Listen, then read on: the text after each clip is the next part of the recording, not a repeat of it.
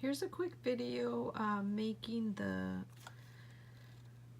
this paper wand with circles. So basically what you're going to do is you're going to punch out circles. The size that I use, the outside is a 2-inch circle and the inside is a 1.5-inch circle.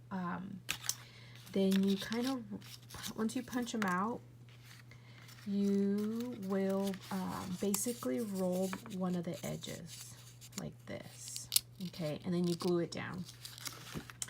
And then you're just going to do all of them that you can make sure to have double-sided paper so that way you can when you fold it, you'll have the print and you can interchange one the way this one is. One's black, one's white, kind of opposite all the way around. You kind of end up where you have two of the same here, but it's not really noticeable and it's not that big of a deal.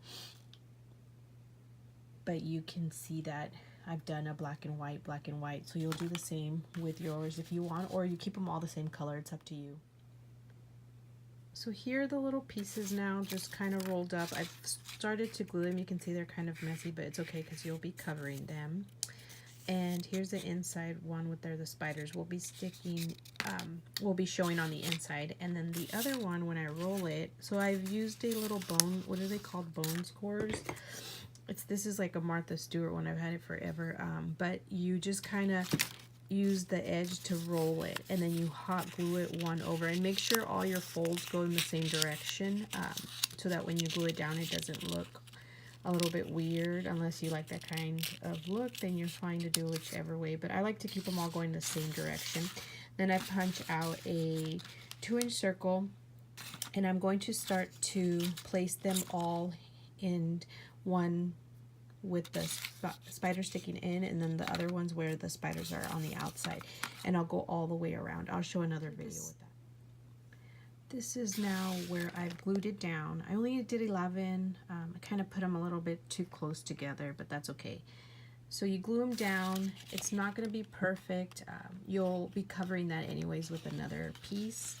But here's my straw, and I'm going to kind of shove it in there and glue it down. I might just go underneath it, and I'll add more stuff. I'm going to do another layer of those smaller ones, and I'll show that in a minute. But the straws, it could be any color. I have a big stash of straws. I buy them when they go on sale, or I just find them if I don't have a certain style, or I see that there's a new pattern, I pick it up. I know Michael's and Joann's and Hobby Lobby always have them out, so I'll probably grab some when they're on sale. If I have the pattern, I won't get it, but yeah. So you can wait to add the straw. Sometimes I add it just so I can see where my guide will be at when I go for the next layer, like this. And you can see that it's kind of in there. Okay, I've got the second round going now, and I will keep going until I finish it up. I put the straw in so that I could cover it, and you won't be able to see that. And then I'm going to put a 2-inch circle in the middle, and I'll add some foam stickers, and I'll show that next. So I've got them all glued down now, and here's the little foam square I was talking about. They're two layered up, and I'm going to put this in the center of it, but I'm going to add a dab of glue. This is the pack of foam squares. I don't know if you have them. I want to say I got them in some like Teresa Collins little kit that came with all this glue stuff and foam stickers, and I bought like 2 packs of them. They had a cute little box. So I'm going to glue it down, and then I'll add some embellishments, and I'll show you the finished product here. So here's the finished wand. I ended up having to add a 3rd foam square to the 2-inch circle there in the middle. It was I put these too close together, but not a big deal. Then I added this little cutout. It's from a Tuesday morning paper pack I picked up, Pebbles Trick or Treat one. And then this is a little spider ring that I cut off the ring part, and then just added a little rhinestone there. On the back side, I added a 3-inch circle to cover the back, and then I added a shaker from the Casey and Company, I believe. I had a bunch of little shakers. I think people found them at Tuesday morning, and that's where I got mine too.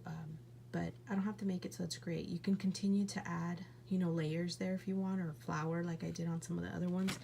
The circles, you don't have to just use circles. You can use squares, you can use the hearts, I mean anything really, and you can really create whatever you want in shape style. So yeah, this is my little tutorial. Hope it helped and easy to follow. I'm still learning, so bear with me, and thanks so much for watching and following on my Instagram. Bye.